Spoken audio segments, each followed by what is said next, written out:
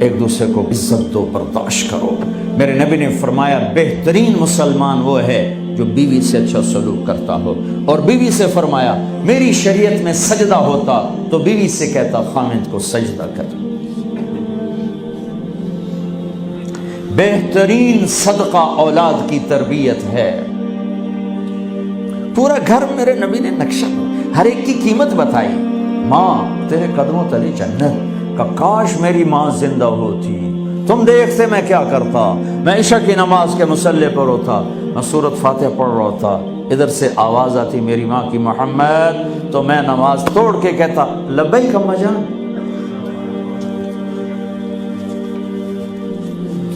باپ کا تیرے جنت کا دروازہ ہے، باپ تیری جنت کا دروازہ ہے، کھولنا توڑنا نہیں، کھولنا توڑنا نہیں، توڑ دیا تو جنت میں نہ جا سکو گے۔ سب سے بہترین مسلمان جو بیوی سے اچھا سلوک کرے، سب سے بہترین عورت جو اپنے خامند کی منشا کو دیکھے۔ پھر آپ نے ایک عجب بات فرمائی جو معاشرے میں بہت بوجھ بنتا ہے جس کا، ہاں بھائی تمہیں ایسا صدقہ بتاؤں جس سے بڑھ کے کوئی صدقہ نہیں، تمہیں ایسا صدقہ بتاؤں جس سے بڑھ کے کوئی صدقہ نہیں۔ انہوں نے کہا جی کیا؟ کہا الابنۃ المردودہ، جس کی بیٹی کو طلاق ہو گئی یا بیوہ ہو گئی اور گھر واپس آ گئی ماں باپ کے، یا ماں باپ نہیں ہے تو بھائی ہیں، وہ ایک بوجھ بنتی ہے ماں باپ پر بھی، اور بھائی تو ویسے ہی باغی ہو جاتے ہیں۔ میرے نبی نے فرمایا اس بچی پہ خرچ کرنا کائنات کا سب سے افضل صدقہ ہے۔ گھر، ایک گھر کیسے چلتا ہے؟ ہمارے ہاں پنجاب سندھ بلوچستان سرحد میں بہنوں کو وراثت میں کوئی حصہ نہیں ملتا، سب بھائی کھا جاتے ہیں۔ میرے نبی نے فرمایا جس کو اللہ نے 2 بہنیں دیں اس نے ان کا حق ادا کیا، شادی کی حق ادا کیا۔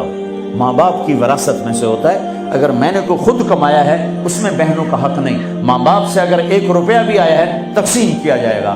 جس نے بہنوں کا حق ادا کیا، شادی کی حق ادا کیا، اس پہ جنت واجب ہو گئی۔ جس کو اللہ نے 3 بیٹیاں دی، اس نے ان کی ڈولی اٹھائی، وہ جنت میں میرے ساتھ یوں ہوگا۔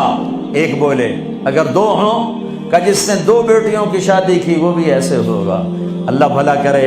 ایک صحابی کا کہ جس کی 1 ہو، کہ جس کی 1 ہے، اگر اس نے اس کو عزت سے رخصت کیا تو وہ بھی میرے ساتھ ایسے ہی ہوگا۔ پھر کئی بچیوں کو طلاق پڑی ہے کہ اس کو بیٹا نہیں ہوتا۔ یہاں آنے سے پہلے کا واقعہ، پنڈی سے بچی رو رو برا حال اس کا، میں تو فون سنتا ہی نہیں ہوں ایسے کہ میرا تو کلیجہ پھٹ گیا ہے۔ ہے کہنے لگی کہ سسرال نے کہا تھا بیٹی ہوئی تو طلاق دے دیں۔ میں نے کہا اس میں میرا کیا قصور ہے، اور بیٹی ہی ہوئی اور مجھے طلاق پڑ گئی، اور میں گھر آ گئی 22 سال کی عمر میں۔ بیٹی دینے والا اللہ اور ظلم کرنے والا سسرال۔ میرے نبی کو اللہ نے بیٹے دے کے اٹھا لیے، قاسم اٹھا لیے، عبداللہ اٹھا لیے، ابراہیم اٹھا لیے، 4 بیٹیاں دی، 3 زندگی میں اٹھا لی، زینب، ام کلثوم، رقیہ، تینوں آنکھوں کے سامنے چلی گئیں۔ فاطمہ سے نسل چلی، آپ نے فرمایا لوگوں کی نسل بیٹے سے چلتی ہے، میری نسل میری بیٹی فاطمہ سے چلی۔ اس لعنت کو دھویا۔ عورت کا کیا قصور ہے اگر اس بیچاری کو بچیاں ہو رہی؟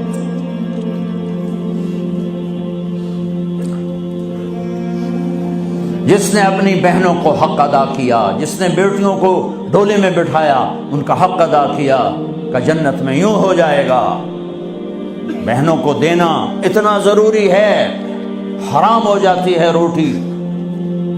میں نے مولانا جمشید صاحب میرے استاد ہیں، میں نے ان سے تفسیر پڑھی۔ میں ایک دن شہد کی بوتل لے کر گیا، پرانی بات ہے 76-77۔ میں نے کہا حضرت یہ ہدیہ ہے۔ فرمایا کہاں سے لائے ہو؟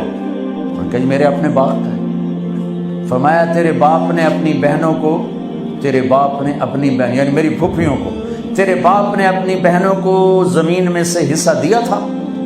یہ سوال کیوں کیا؟ 10 روپے کی شہد کی بوتل تھی اس وقت، کہ اگر دیا تھا تو یہ میں لے لوں گا، اگر نہیں دیا تو پھر یہ حرام ہے، میں نہیں لوں گا، یہ مطلب تھا۔